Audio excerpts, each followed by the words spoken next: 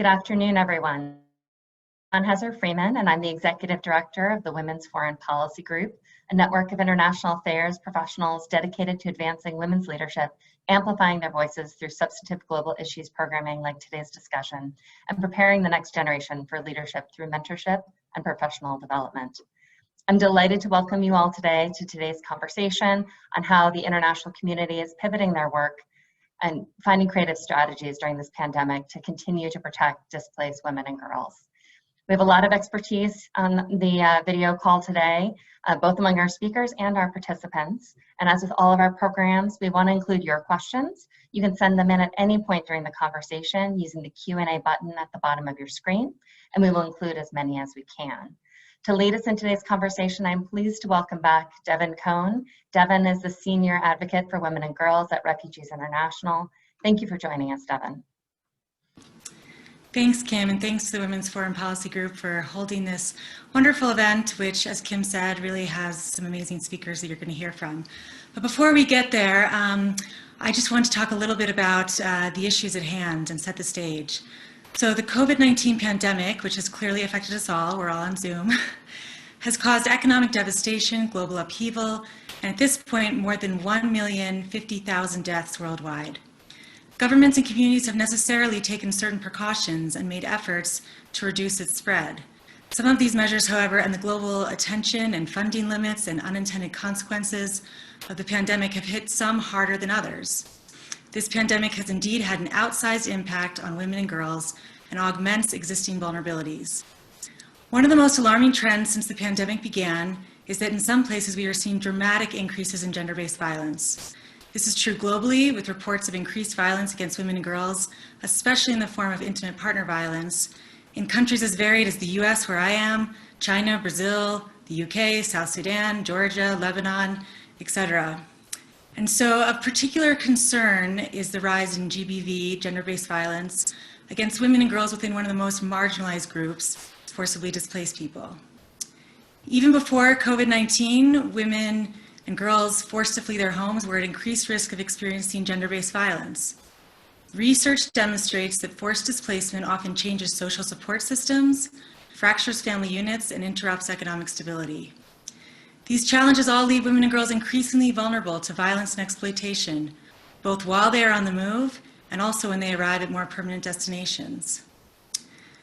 The pandemic has increased the risk that displaced women and girls have of experiencing various types of gender-based violence, including intimate partner violence, as I mentioned, conflict-related sexual violence, human trafficking, forced and early marriage, among other forms of gender-based violence. And in fact, initial evidence suggests that the pandemic is indeed worsening existing gender-based violence, increasing instances of gender-based violence, and making gender-based violence harder to address.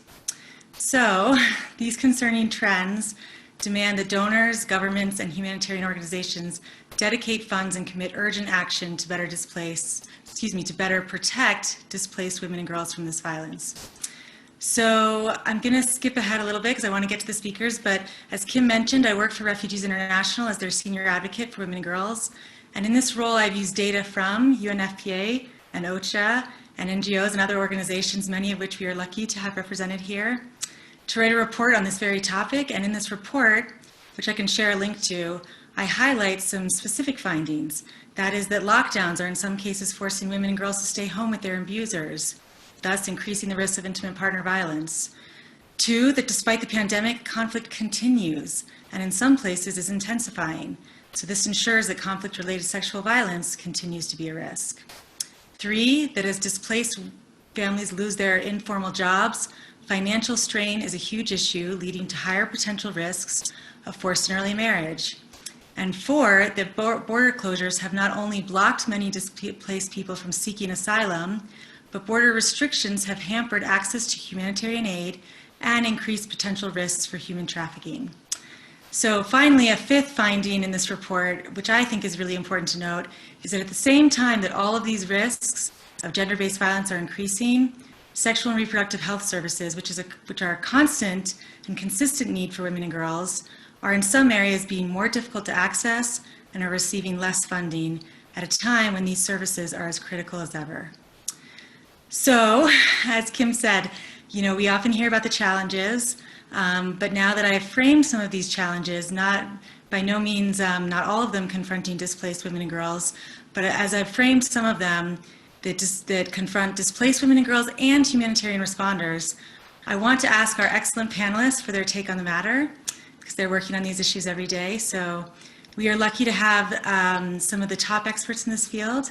And so I want to ask them what they are seeing, and also what are some of the creative solutions they and others are employing in this time to address the increased risk to displaced women and girls, both during the pandemic now and even after. So without further delay, let me introduce our panelists. We have Shoko Arakaki, who is the director of the Humanitarian Office of the United Nations Population Fund. She has over 25 years of experience working on these issues in the field, at UN headquarters, within international NGOs, and across the UN system. We have Beatrice Ndanu, who's a gender and gender-based violence officer on the ground, joining us from Nairobi, Kenya. Beatrice has experience in the design and implementation of programs on the ground to prevent violence against women and girls within displaced communities. And we have Pham, who is the senior gender advisor and the head of the gender unit in the Office of the Assistant Secretary General and Deputy Emergency Relief Coordinator at the UN's Office for the Coordination of Humanitarian Affairs. Prior to joining OCHA, April was a senior gender advisor for the Interagency Standing Committee. So thank you all for being here. I'm going to start with April, who we have, at least I have at the top of my screen. So April, I just wanted to ask you, what are the biggest challenges and trends you are seeing within displaced communities as they relate particularly to women and girls, given that you work on gender, since the onset of COVID-19? So what have you seen, and how have you seen the international community reacting? Thank you so much. It's a pleasure to join this panel, and certainly my colleagues will come in and amplify some of these messages. It was great that you prefixed the conversation with some of the trends and in particular risks that women and girls face, in particular GBV. But let me just use the opportunity to highlight some of the other issues that we're also concerned about. Firstly, when you talked about the increase in GBV, for us working in humanitarian contexts, that's a whole spectrum of gender-based violence. So it's not only intimate partner violence, and it's not only the sexy conflict-related sexual violence that that everybody is very obsessed about. It's all the other forms of gender-based violence, that include sexual harassment, sexual violence, trafficking, early marriage, and also survival sex and exposure to sexual exploitation and abuse, that we also see. One of the other things we also see is the increase in FGM, so female genital mutilation is also on the rise, and in particular in places like Somalia, because communities are now, kind of trapped in situations where they feel they need to take other measures to protect their girls. So on the gender-based violence issue, that's only one of the dimensions. Some of the other gender dimensions, and just before I go into some of those issues, it's good to also contextualize that it is not, these issues are not COVID related. They've actually been exacerbated, but gender inequalities pre-existed COVID. We're talking about a context where only 22 of our heads of states globally are women, right? We're talking about 70% of the poor are dominated by women. We're talking about the majority of women who are in the informal sector. So we're talking about a global context where women's position and status and access to decision-making is still quite low. So in that context, in humanitarian settings, that is all exacerbated.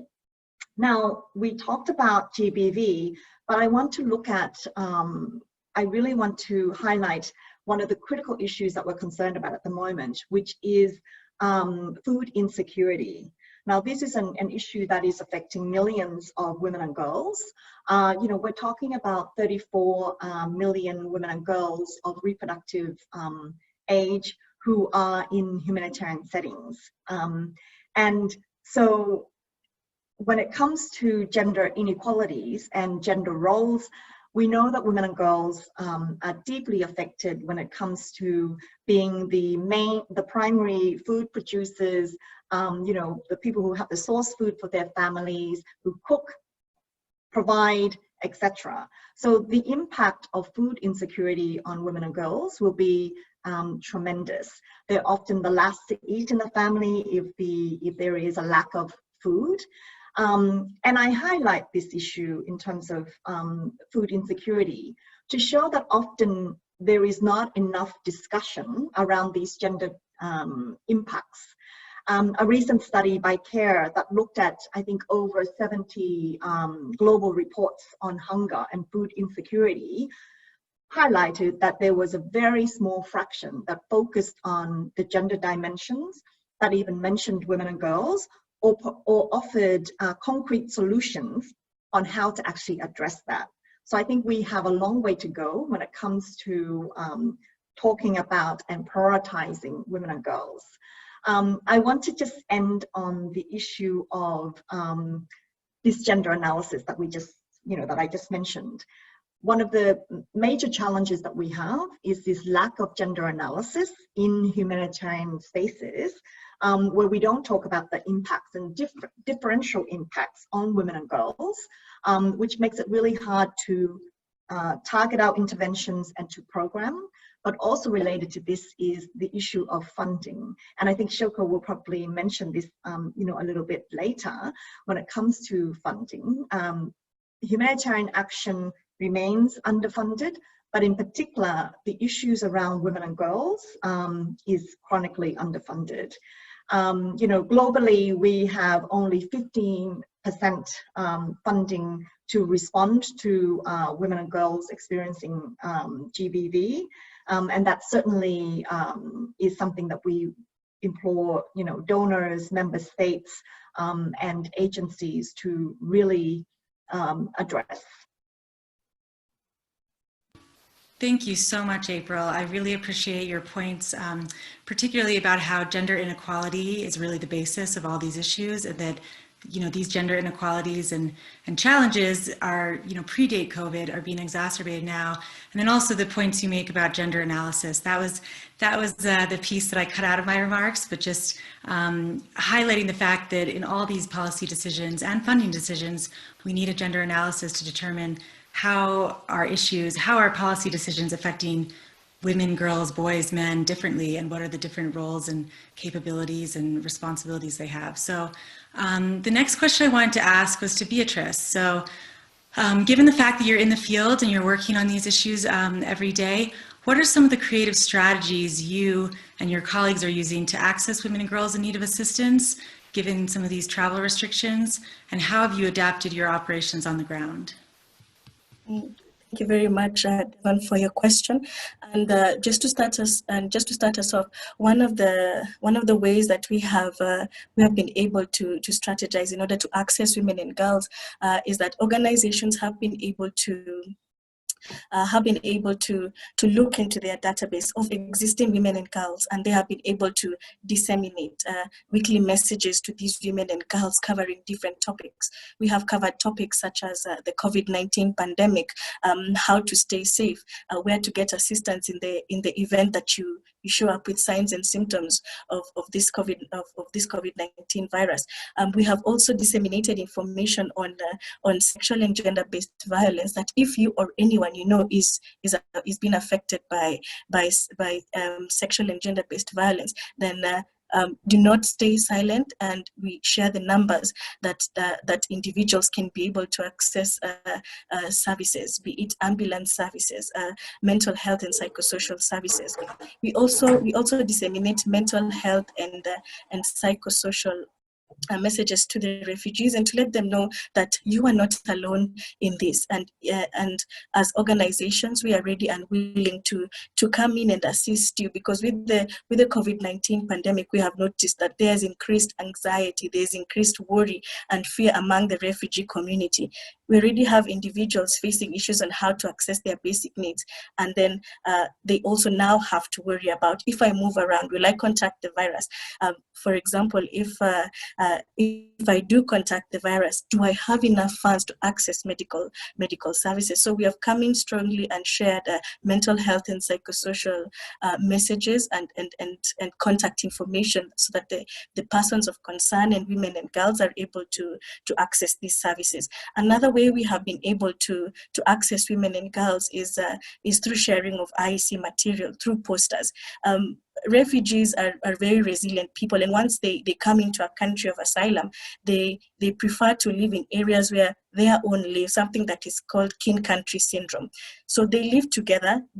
For those that have smartphones, they form WhatsApp groups to share information, to encourage each other, and also just for fundraising purposes as well, for community functions such as weddings, and if death has come upon the community. So we use these platforms also to share posters and information, again, that cuts across different sectors, so that women and girls are also able to have the knowledge of where to access the information, and then also how to go about getting this information.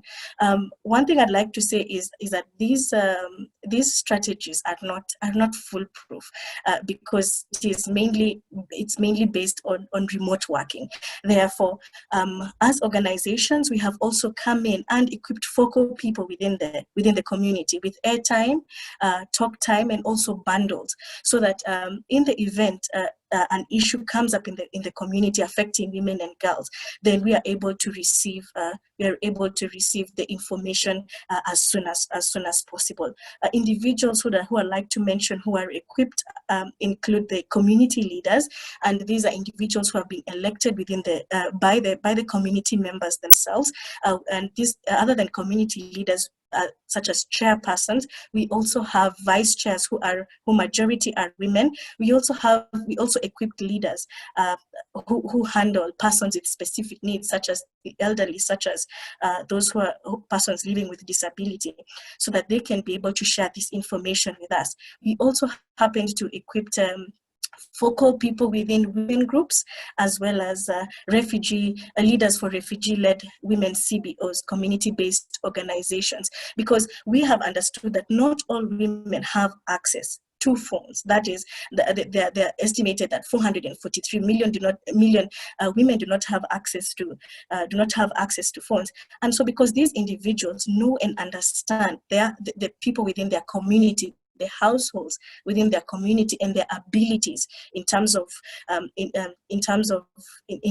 monies, then they're able to zero in on households, on women and girls whom they know we have not been able to access through the weekly dissemination of messages, and through the WhatsApp messages that we have been sharing through the posters. Those are some of the strategies we have been using to access the women and girls. In terms of adapting our operations in the field, one thing I'd like to bring out very strongly is that we have had now to learn how to work remotely, something that had never been done previously. So we have been adopting teleworking. So counseling sessions are taking place over the phone. Social assessments are taking place over the phone. Another way that we have adapted our operations is that previously we used to offer cash transfer to the refugees by cash in hand.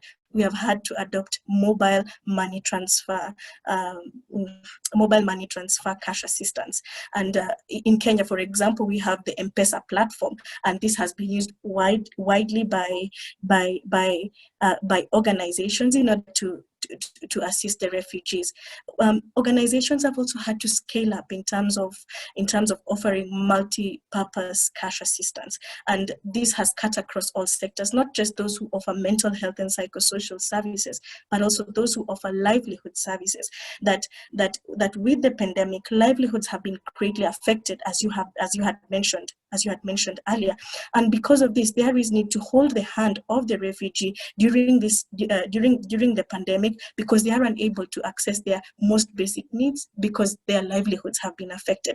And because of this, our livelihoods partners have been able to restructure their programs to currently offer the multipurpose cash assistance, and they envision that as the pandemic, begins to wane, then they will be able to assist the persons of concerns with business boosts, so that even as they get out of the pandemic, they are well empowered to continue with their lives. Another very innovative strategy that has been adopted is that organizations have gone to have actually purchased smartphones and bundles for children who they are supporting with education, so that they do not miss out on virtual learning opportunities. And lastly, I'd like to just showcase that our medical partners have also embraced technology during this time. So organizations that are offering medication have embraced the use of the WhatsApp platform, where the persons of concern, women and girls, men and boys, are able to take pictures of their prescription, share with the organization, and then the medication is sent to the homes of the refugees. And this has greatly helped the refugees, because it would cost them money to travel from their homes to the organizations, and with the little resources that is there is need to save that and mainly just focus on meeting their most basic needs. Thank you. Thank you so much, Beatrice. You covered so many aspects of the issues we're talking about, and even brought up solutions that I hadn't even thought of, and just really creative ways that organizations are dealing with this. And two of the things that came out most from what you said, in my listening was, the access to information and the use and adaptation through technology. So I think that those two pieces, making sure women and girls have access to information and working on those, different platforms to get them that access, and then also working with local leaders. I think that's huge, and I think that's, an important point to make both now and moving forward. I want to move to Shoko and ask you, Shoko, how has UNFPA, with the work that you do, how have you pivoted? And I want to ask, are there any success stories? But I'm sure there are, so we'd love to hear a few more of those. Okay, thank you very much, Denan. And then this is a fantastic opportunity. So I really want to thank World Foreign Policy Group for organizing this important dialogue, and particularly on the occasion of the International Day for Girls today. So I'm more excited to conduct this dialogue. And then I was listening to April and then Beatrice, and then so April already indicated the scale of the issue, how the COVID is negatively impacting on the life of the women and the girls, particularly in the displaced situation. And then that was also fantastic to listen to Beatrice, because this is innovative way of working, and then we are also indeed as a UNFPA applying to adapt our way of doing to provide the service to the women and girls and young people. So as you might know, that the UNFPA has the specific focus as our mandate is sexual reproductive health and rights, and then also the gender-based violence. So these are the specific area that that we are leading at the global level. So, but I just want to bring you also into the context. We already talk about the scope of the crisis that we are facing to, but I just want to quickly mention some key figures so that that you can really think all of these things into the overall context. So 60% of more than 70 million people currently displaced by either conflict or crisis are women and girls. And the new data just released actually the last week shows 4.7 million girls aged 15 to 24 are internally displaced. And then also UNFPA estimates for every 3 months the lockdown continue due to the COVID. Additional 15 million women are expected to be affected by different form of the violence. So this is something that the April was already highlighting. But when it comes to displaced and the situation and refugees and then migrants and then all of the the women and the girls in the move, having specific challenges.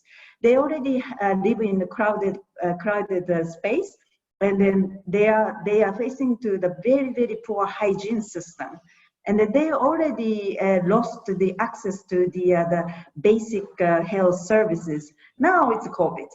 So I think, definitely, like Beatrice, just to say that, we have to enhance our support, and then also in the doing it differently. So UNFPA is operating more than 150 countries, and then out of which 65 countries are indeed in humanitarian fragile setting. So I have actually a lot of the example coming from our colleagues and working already on the ground. But just to have limitation of time, I perhaps quickly introduce 2 or 3 specific cases among many other things. We have Venezuela, Sudan, and then Beirut, and then you name it. So first of all, Yemen. So Yemen, I visited 1 year ago. I was lucky that was before the COVID. And then I saw many women, and then they are already suffering. So the suffering that we have in Yemen, and then women pregnant, women displaced, women malnutritioned, women has cholera, and then now they are facing to COVID. So all of this, triple and then double and then sufferings, and then we are providing integrated package of the response to such a situation. So why we said, I said integrated, Beatrice already said, so SRH cannot be delivered only itself alone. And then because women, its body, itself, it needs different type of the needs, different, it depends on where you are, and then depends on how you are, and then depends on what the age you are in. So SRH, GBB, and the MHPSS, psychological support, this is very important for the building resilience and then early recovery in the future. And then so we have many women, and then I actually met there who overcome eventually their suffering of the GBV and etc. I have a bit of, this is the photo that I visited, and then this is me actually, and then these are the women actually having the, they are, this is the, the process of recovery from the suffering to the resilient life. And then also the Rohingya crisis, and then we have more than 1.3 million Rohingya refugee accommodated in Bangladesh. So they are already marginalized even before the COVID. But I'm not gonna optimize, and then I'm not gonna say the disaster is anything the positive. But the Rohingya time, they are when they become displaced. And then this is the first time actually they get to the service of SRH and GBB. And then many of the women told us, this is actually, this crisis brought us the opportunity to be aware of such that service that they can access, and then they can really also talk about it. So this is something that, the one of many cases that, that we pick up from the field experiences with the displaced women and the girls, how, they are coping this crisis with some of the, the service we are providing. And lastly, just quickly, and then I want to just build on what, Beatrice, and say that, in Syria, and then we have, and then also the typical example of the integrated approach. And then we are using scaling up a voucher, e-voucher assistance to the, the refugee and displaced women and girls. Because why, together with the WFP, because WFP has a huge voucher system with the nutrition and the food service. So we as a UNFPA top up the voucher with the SRH and the GBB, and then all of the referral, information as a package, so that, the not only getting a food and the nutrition, but also they have access, they have the information, how they can really, where they can go, and then how they can really, get to the kind of services and etc. With that kind of integrated partnership, and then we are planning, we have reached the 70,000 women and girls. Otherwise, we have never been reached in the very, very difficult access issue in Syria. So I stop here, and I'm very much looking forward to the dialogue today. So over to you, Dora. Thank you, Shoko. Thank you for explaining more of what UNFPA does, the wide scope and reach you have, and also examples from Yemen and Syria. I think that's really important, and certainly highlighting the integrated approach that women and girls do not just need one thing. They need a variety of services, and they need those to be accessible and integrated. I want to move back to Beatrice. Beatrice, I want to ask you a little bit of a follow-up question to what you were saying. You definitely spoke about the restrictions of the pandemic and how they forced us all to think outside the box. And one of the other things I think you mentioned that I really appreciated was it seemed as though you talked about how the networks and trust you had already created and built through your organizations with the community are vital right now. I mean, so that's certainly really important. How do you talked a little bit about new programs and strategies, but how do you see your work shifting after the pandemic as well? As restrictions change and loosen up, what do you see that you've developed now will continue after the pandemic? Thank you very much, Devon, for that question. And just to build on what I had said earlier, some of the strategies that we foresee ourselves, carrying forward, is actually working very closely with these community-led, these refugee-led CBOs. This is an area that I believe has been untapped.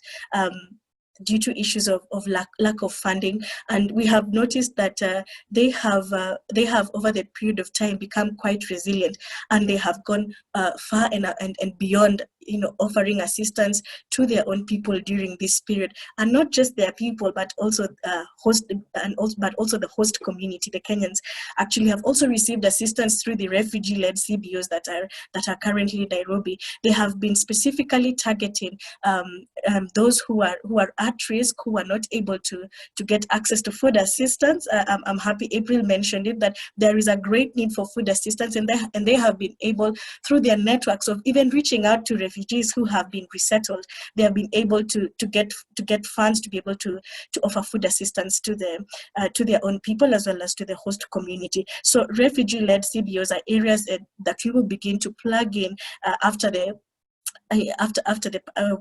pandemic. We talk about accountability to affected populations. This is a place to start and just to plug in and to see them through, equip them even as they go about assisting their people. Another strategy which we believe we will definitely pick up even way after the pandemic is to scale up on livelihoods assistance to the refugees.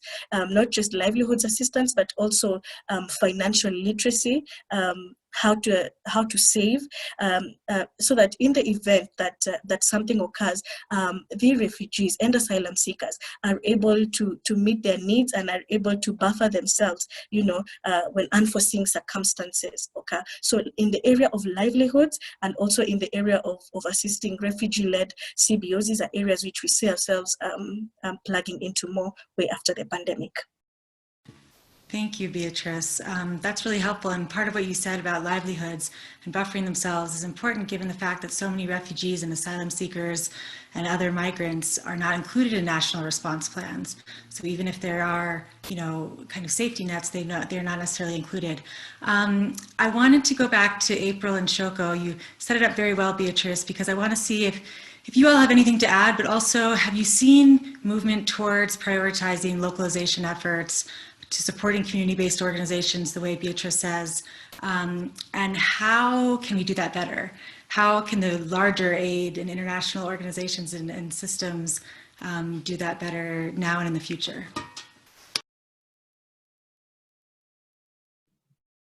Should I? Go ahead.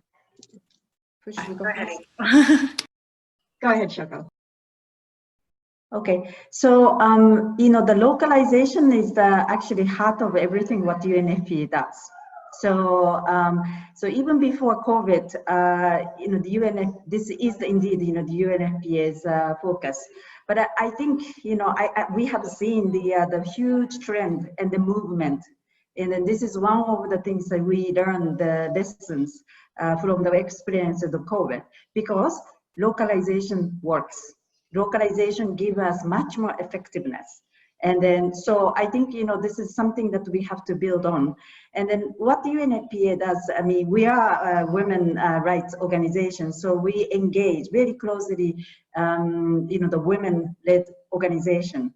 And then so far, even like, the figure of the last year, and more than 40% of the funding that the UNFPA has actually went to the local women's organization. So this is far exceeded the grand bargain commitment that we made. But also, within that, this is very, very important that it's not just providing funding. And then we now say, the new terminology we use is capacity sharing. It's not capacity building, capacity strengthening. We have to share the capacity together with the local community-based organization, or the faith-based organization. That's also, very important role they play. So we are enhancing our effort to provide much more support cost, overhead cost we call in a bureaucratic term, and for such local organizations, so that they have much more flexibility to be able to deliver the needs they have on the ground. So I think, this is a localization, that's something that we have to focus for sure. Over to you, April. Thank you. And I think, UNFPA and quite a number of other humanitarian organizations, including our NGO colleagues, do quite a lot in prioritizing local women's organizations. Having said that, I don't think us as a whole system do that enough. And I think that, we need to get to a place where actually the response is being led by local experts. And local experts are women, because often in these disaster, health pandemics, crisis response, women are doing this already regardless of whether we fund them or not. They're mobilizing their community networks, they're delivering food, they're talking to women about what they need, they're talking to, persons with disabilities about, access issues. They're talking to their communities to do what we call assessments, and then to respond to those needs without our intervention. So I think we need to come to a place where we value and resource that, and we don't do that often enough. At OCHA, we're very much trying to ensure that we prioritize disbursement of our pool funds to local women's organizations. This year for COVID, we've dispersed already 340 million of pool funds to help humanitarian actors respond to COVID.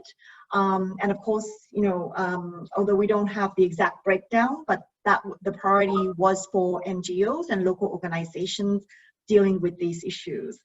On the, if I can just mention a couple of things on response, I think it's important that when we talk about response, that we also highlight these issues.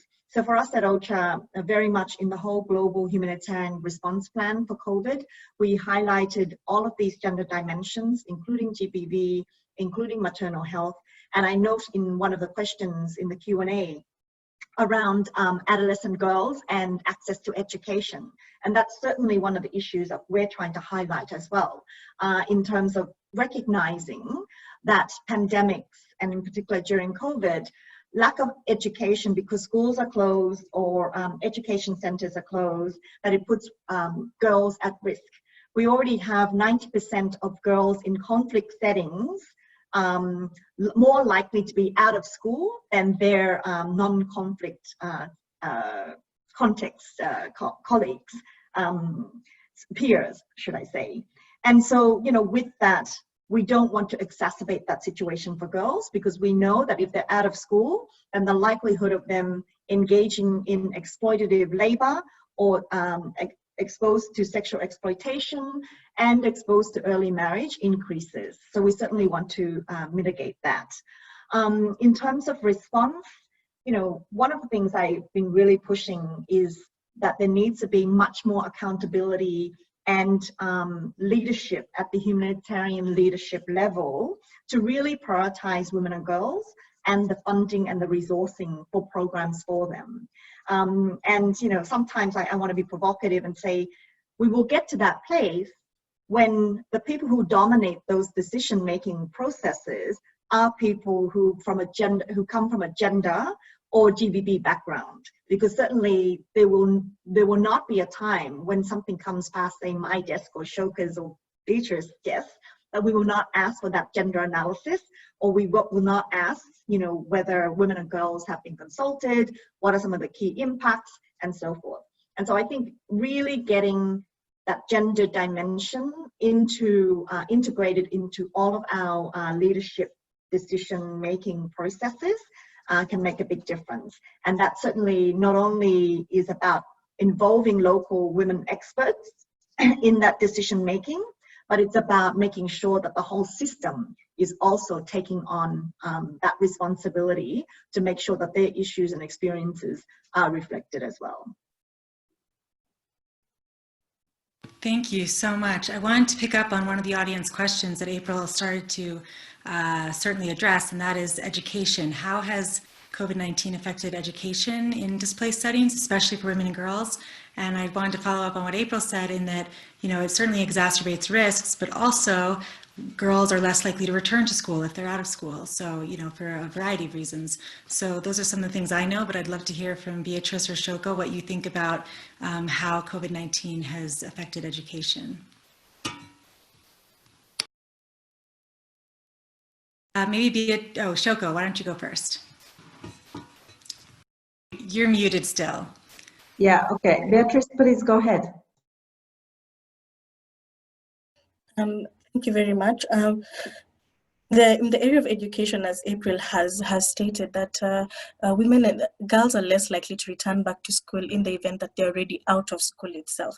And we have noticed that there have been increased cases of early childhood marriage during this COVID-19 period, and I think Shoko and April have also alluded to that. Another issue that has also come out very strongly that affects girls when it comes to education is that they are more likely to get into doing domesticated housework, such as taking care of their younger sibling as their parents really try to go out and seek for sources of livelihood, or as they go out to seek for food. Within the Kenyan context, what we know is that our education, our televisions and radio shows have started disseminating educational programs such that children who are not able to engage into the virtual learning, that is one-on-one using the computers with their school teachers, can still be able to continue with their education through television shows or even through the radio, which is something that is widely affordable for the refugees as well. And we have noticed that boys are more likely to be excused to continue with their studies over the radio shows than girls. And this is an issue that has been highlighted in our educational,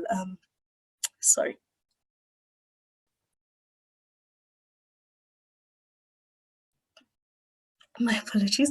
And our educational partners are working closely to ensure that displaced girls are able to access education.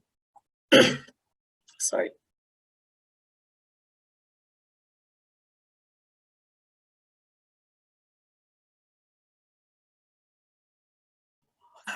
Apologies again. And our educational partners, as stated earlier, are working to ensure that the girls are able to access education.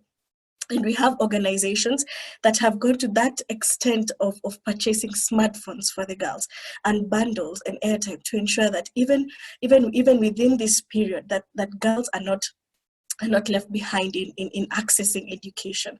And I think, to me, that is a step in the right direction, but it needs to be extrapolated, all throughout, to ensure that it is not just for specific organizations or girls who are being assisted by specific organizations, but it should be throughout even the Kenyan host community context.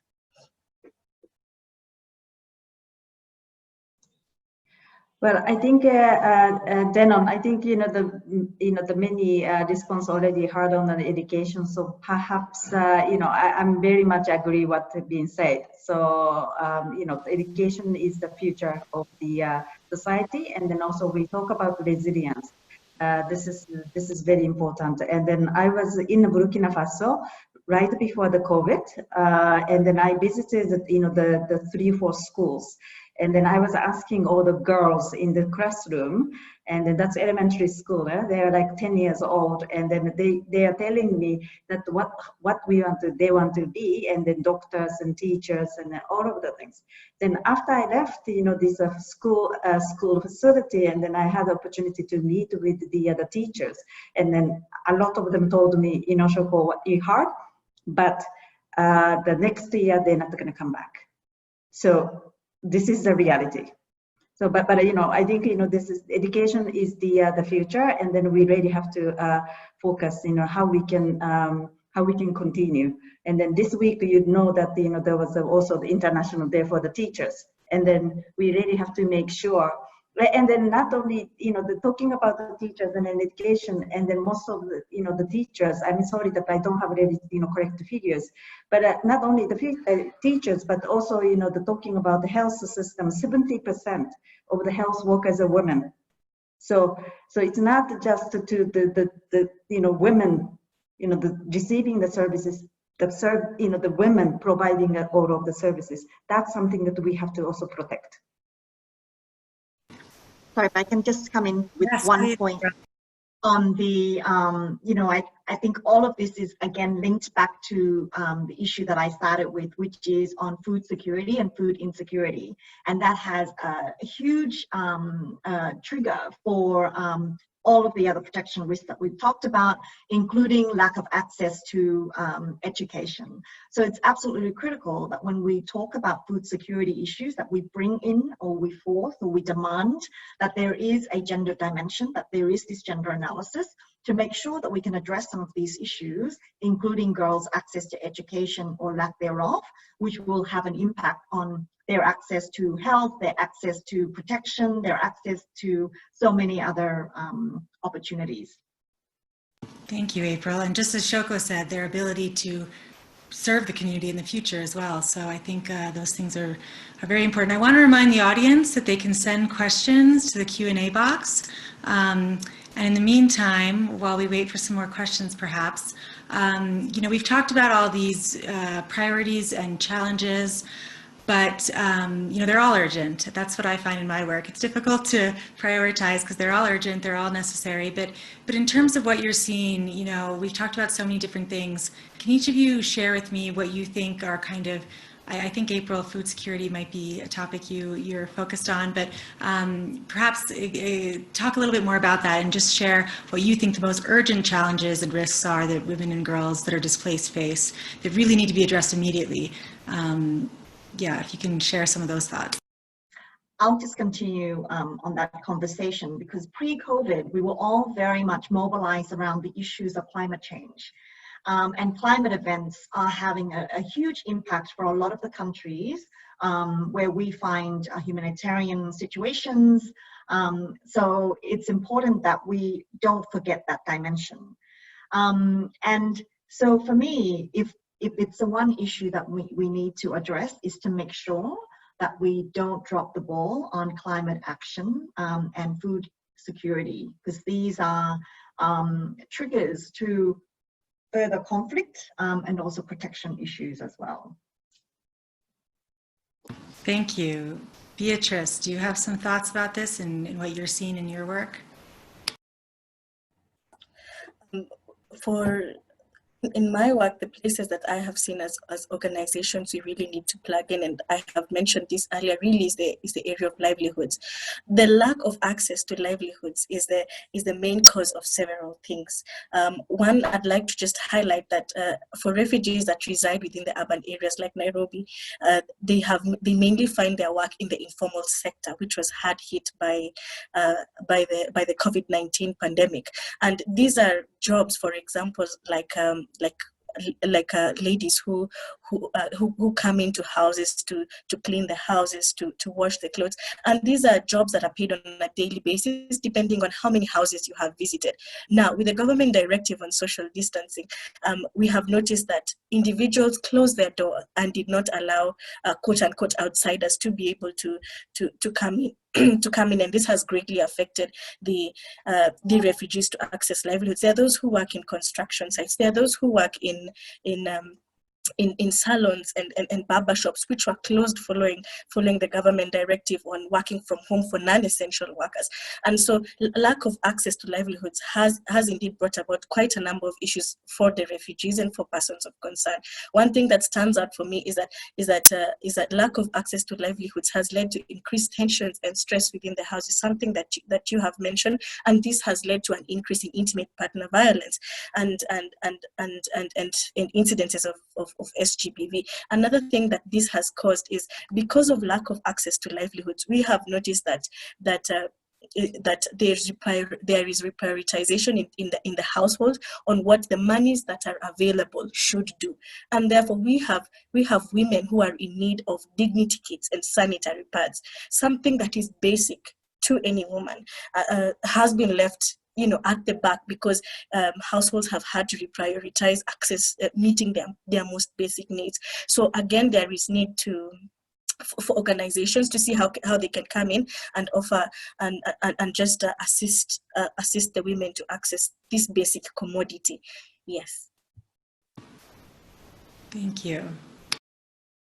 Yeah, I think, I want to start from the last point, Beatrice, the mentioning this dignity. Dignity is very, very important. There are a lot of cases, or there is also mentality that, the talking about the protection of women and girls is something luxury, but this is life-saving essential. So this is something that, the huge mindset, it has to be changed when it comes to the response to particularly the displaced and refugee women and girls in the fragile setting, and then also protracted setting. But, one thing I really want to say is that, this issue is sensitive. And then, from a UNFPA perspective, we are getting a lot of pushback. We still have a lot of pushback, because the women's girl issue and then women's body is indeed politicized. So I think, one thing I really, really want to emphasize is that body autonomy, and then all the women, girls has to have body autonomy. So we can say a lot of conceptual, the talk, but this is very concrete and practical. The women, girls, all of us have the access to the family planning, so that 10 years old girls can make a decision when they get married, whom they get married, when they have children, how many children they want, and then whom they want to get, who wants to get married. So this is a very basic, if you think it is basic, but it's many, many women and girls in the world are not, materialize this type of, the potential.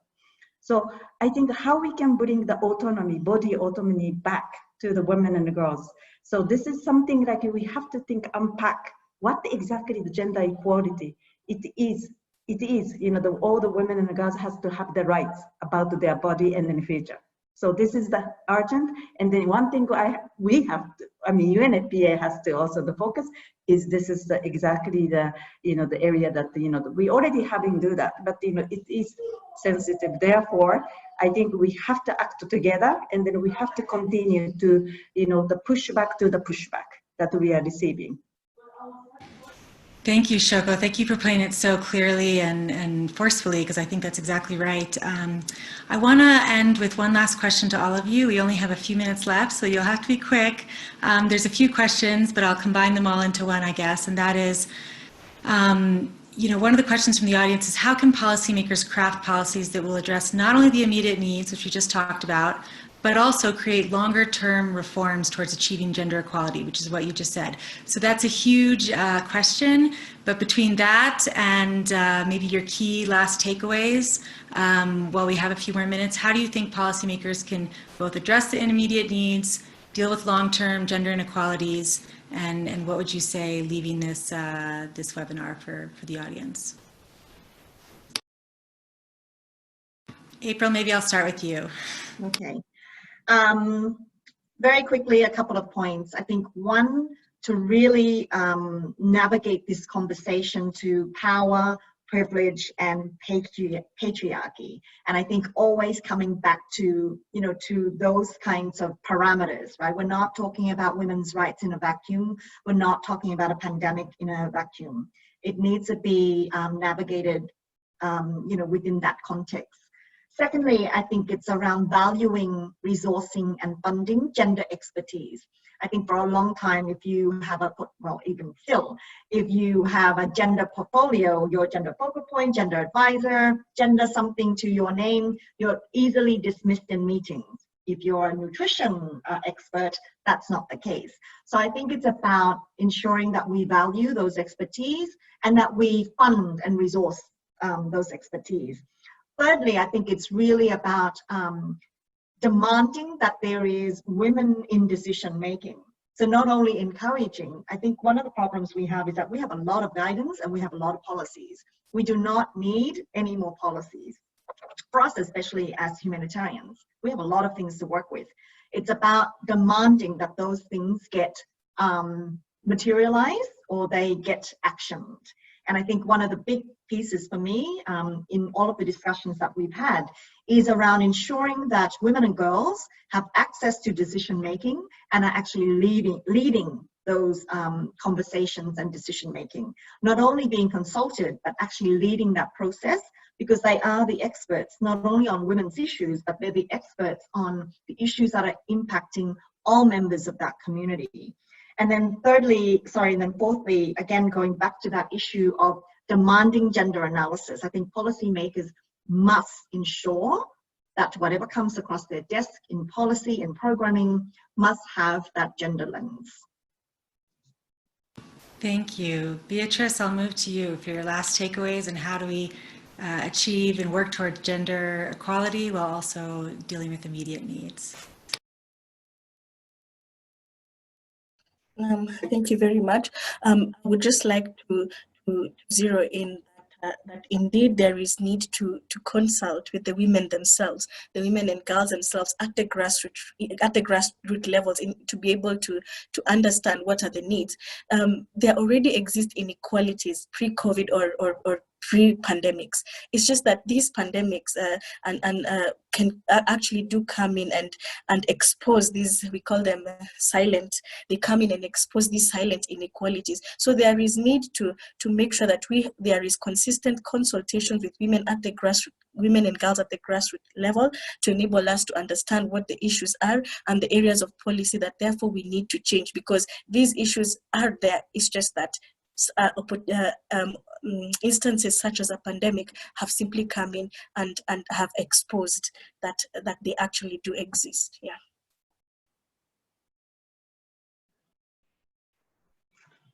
Okay, so I want to mention, like, you know, the three quick points. Perhaps, you know, the conscious of the time, I don't need to, you know, elaborate too much. But first of all, you know, we have to pursue the accountability. We have to, and then we should never give up. We should never give up to talk about accountability, and then making sure that, you know, the government and the decision maker and the policy maker do have the, you know, the sense of the accountability on this issue.